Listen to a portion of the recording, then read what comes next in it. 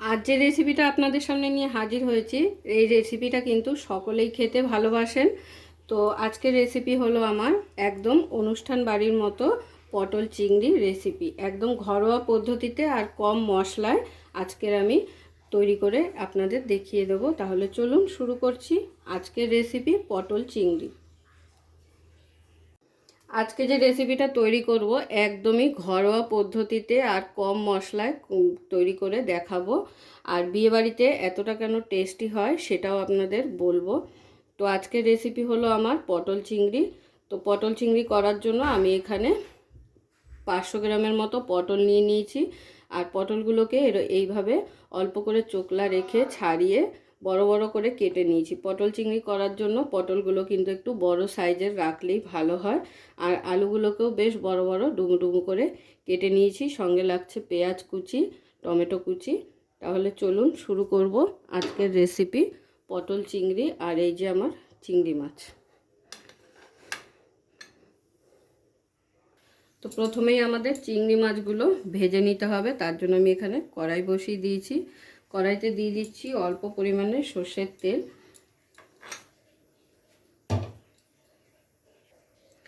তেলটা গরম হয়ে গেছে। এবারে প্রথমে চিংড়ি মাছটা ভেজে নিচ্ছি। নুন হলুদ মাখিয়ে নিয়েছি।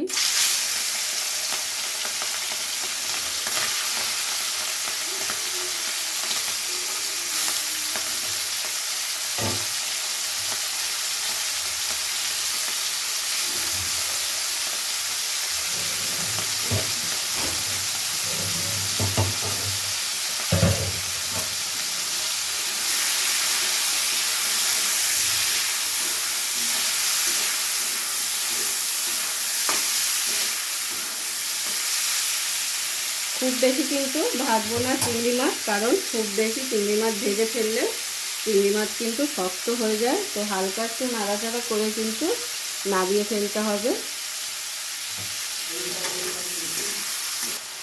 তো হালকা নাড়াচাড়া করে ভেজে নিয়েছি। এবারে চিংড়ি মাছটাকে তুলে নেবো একটা প্লেটে। সঙ্গে যে চিংড়ি মাছ থেকে জলটা বেরিয়েছে ওটাও কিন্তু তুলে নেবো। ওটা কিন্তু রেখে দেবো, ওটা ফেলে দেবো না। কারণ এই জলটা পরে ঝোলের মধ্যে দিয়ে দিলে কিন্তু একটা আলাদাই স্বাদ আসে।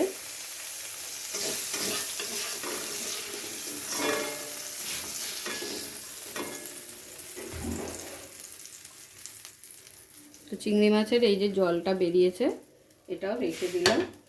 আবারও কড়াইতে দিয়ে দেবো সর্ষের তেল।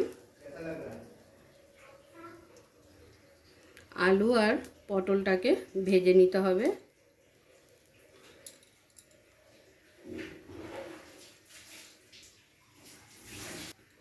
তো তেলটা গরম হয়ে গেছে। এবার প্রথমে আলুগুলো ভেজে নেব।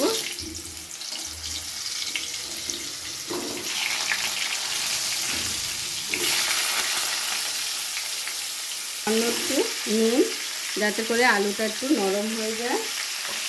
আর তার সঙ্গে দিয়ে দিচ্ছি সামান্য পরিমাণে একটু হলুদ।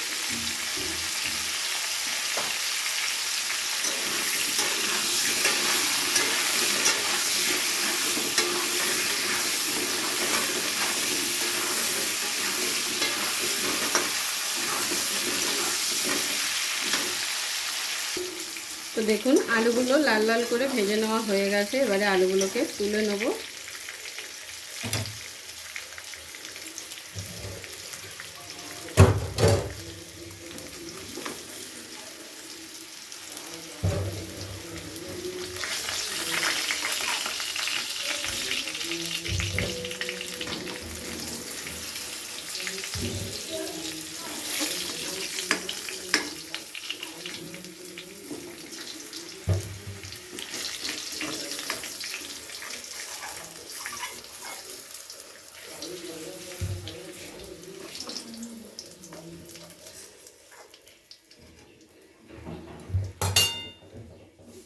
আবারও একটু তেল অ্যাড করে নিচ্ছি। এবারে পটলটাকে ভেজে নিতে হবে আমাদের।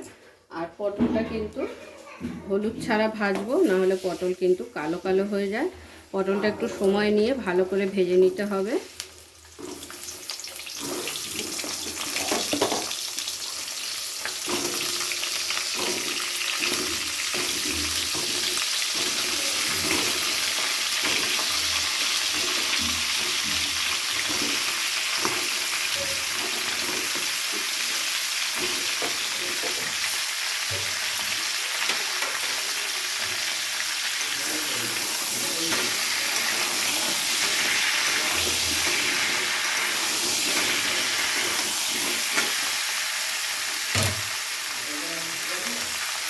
দিয়ে দিচ্ছি সামান্য একটু নুন। আর একটু ঢাকনা চাপা দিয়ে কিন্তু পটলটাকে ভেজে নিতে হবে, গ্যাসের আঁচটাকে লোতে রেখে।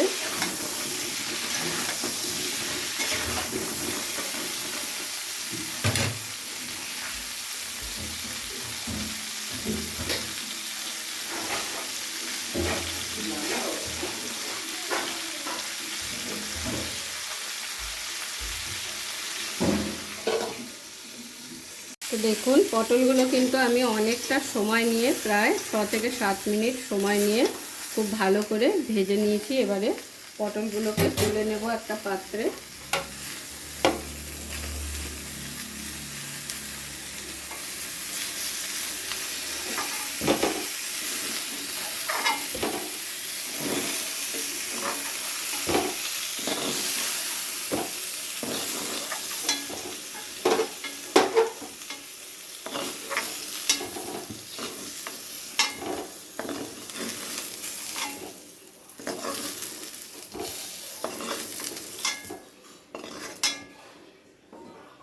তাহলে পটল ভাজাও আমাদের রেডি হয়ে গেল। তো পটল তো ভেজে নেওয়া হয়ে গেছে। আবারও কড়াই ধুয়ে বসিয়ে দিয়েছি, কড়াইতে দিয়ে দিচ্ছি সর্ষের তেল।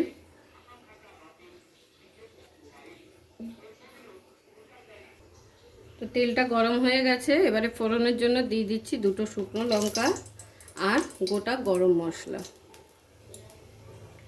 ফোড়নটাকে হালকা নাড়াচাড়া করে ভেজে নেব।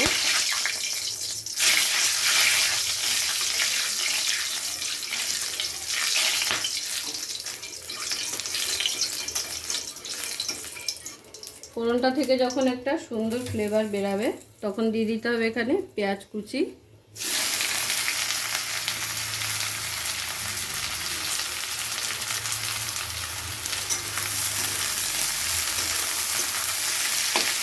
এবারে পেঁয়াজটাকে একটু সময় নিয়ে ভেজে নিতে হবে ভালো করে। তো দেখুন পেঁয়াজটা ভাজার সময় একটু মিষ্টি অ্যাড করে দেবেন। এতে করে কি হবে, যে চিনির যে একটা ক্যারামেল তৈরি হয় সেটাতে কিন্তু খুব সুন্দর একটা কালার আসে। তো চিনিটা মেল্ট না হওয়া পর্যন্ত একটু এইভাবে কড়াইতে নেড়ে চেড়ে নেবেন। পেঁয়াজটা ভাজার আগেও কিন্তু আপনারা চাইলে দিতে পারেন।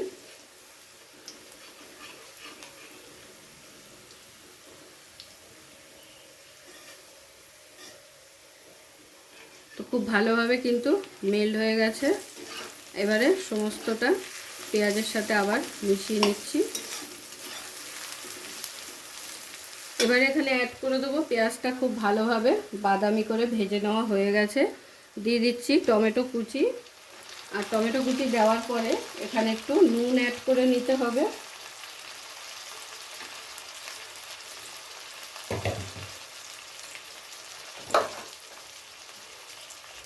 যাতে টমেটোটা খুব ভালোভাবে সিদ্ধ হয়ে ভাজা হয়ে যায়, মানে কষে যায় ভালোভাবে পেঁয়াজের সাথে। তো টমেটোটা অ্যাড করার পরে একটু নুন দিয়ে আবারও দুটোকে একসাথে খুব ভালো করে ভেজে নিতে হবে। আর এই সময় কিন্তু গ্যাসের ফ্লেমটাকে লোতে রাখতে হবে, যেহেতু পেঁয়াজটা আমাদের ভেজে নেওয়া হয়ে গেছে। তো দেখুন টমেটোটাকে একটু সময় নিয়ে ভেজে নিয়েছি, টমেটোগুলো কিন্তু গলে গেছে। এবারে এখানে কিছু মশলা অ্যাড করব। দিয়ে দিচ্ছি 1 টিস্পুন রসুন বাটা,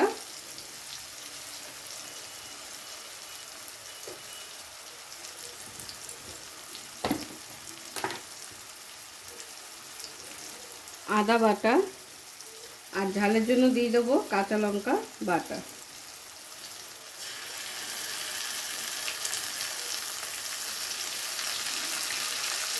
ঝালটা আপনারা আপনাদের পরিমাণ বুঝে দিয়ে দেবেন। এবারে সমস্ত কিছুকে আবারও একসাথে খুব ভালো করে কষিয়ে নেব, যতক্ষণে না আদা রসুন আর কাঁচা লঙ্কার কাঁচা গন্ধটা চলে যাচ্ছে।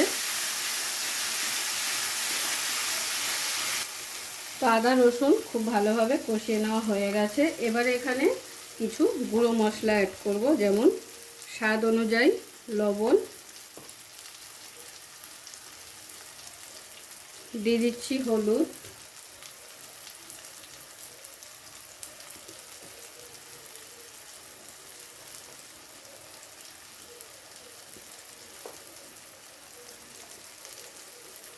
জিরে গুঁড়ো,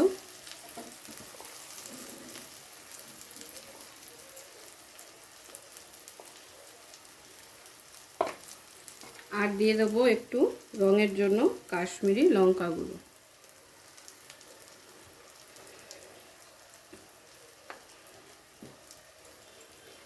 আর সামান্য একটু জল দিয়ে মশলাটাকে খুব ভালোভাবে কষিয়ে নেব।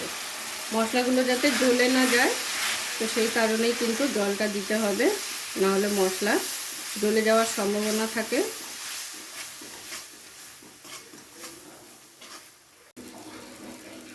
তো দেখুন মশলার গা থেকে যখন তেল রিলিজ হতে শুরু করবে, তখন এখানে দিয়ে দিতে হবে সেই ভেজে রাখা আলু আর পটলগুলো।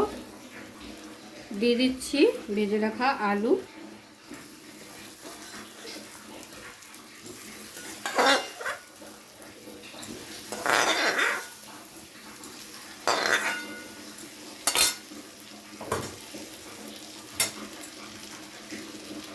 পটল,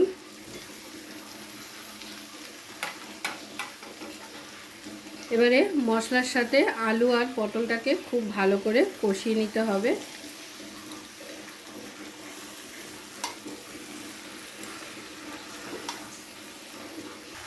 তো দেখুন আলু পটলটা যখন খুব ভালোভাবে কষে গিয়ে তেল রিলিজ হতে শুরু করবে, তখন এখানে দিয়ে দিতে হবে সামান্য একটু টক দই।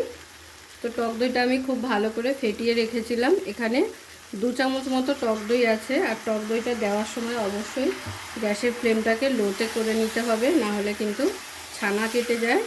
তো এবারে খুব ভালো করে টক দইটাকে আবারও একবার পটলের সাথে মিশিয়ে নেব।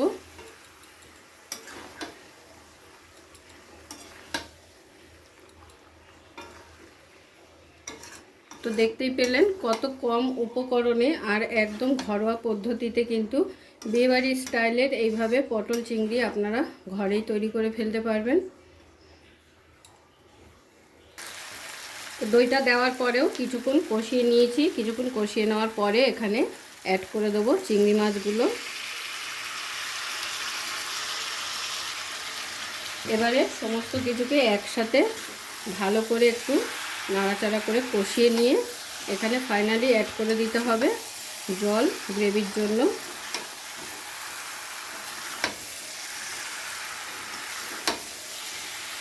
আর কালারটা এখনই এত সুন্দর এসছে,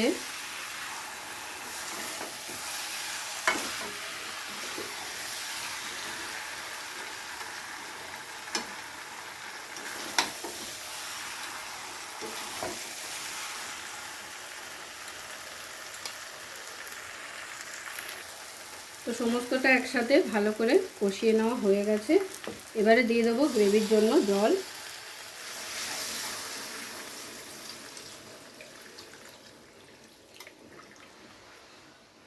জলটা দিয়ে খুব ভালো করে মিশিয়ে ঢাকনা চাপা দিয়ে কিন্তু রান্নাটা করে নেব, যাতে করে পটলগুলো তো 50% ভাজতে ভাজতে ভালো করে সিদ্ধ করে নিয়েছি। এরপরেও ঢাকনা চাপা দিয়ে যদি রান্নাটা করে নেন, তাহলে পটলগুলো কিন্তু খুব ভালোভাবে সিদ্ধ হয়ে যাবে।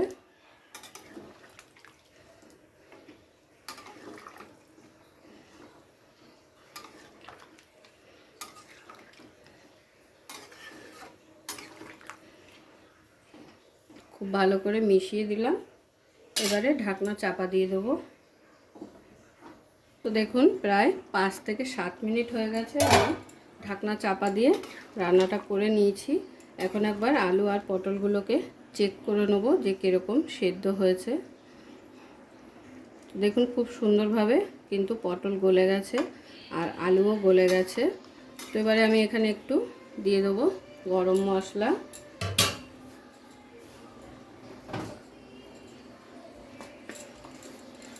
তো আজকে আমাদের চিংড়ি পটল কিন্তু একদম রেডি। দিয়ে দিচ্ছি একটু নামানোর আগে গরম মশলা। তো আজকের আমার এই ঘরোয়া পদ্ধতিতে চিংড়ি পটলের রেসিপি আপনাদের অবশ্যই ভালো লেগেছে, আর যদি ভালো লেগে থাকে তাহলে কমেন্ট করতে কিন্তু ভুলবেন না।